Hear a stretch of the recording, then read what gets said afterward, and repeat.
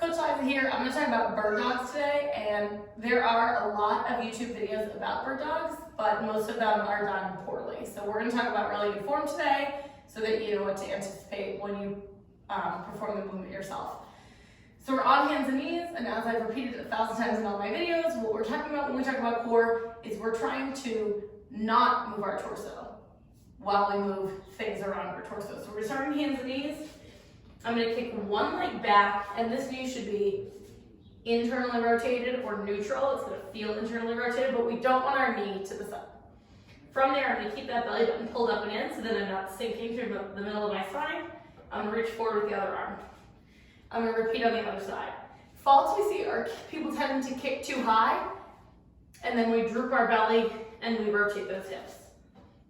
I'm always reaching forward with the opposite arm. I would start leg first, and then arm, so that we're really regulating any movement through the torso. Bird dog.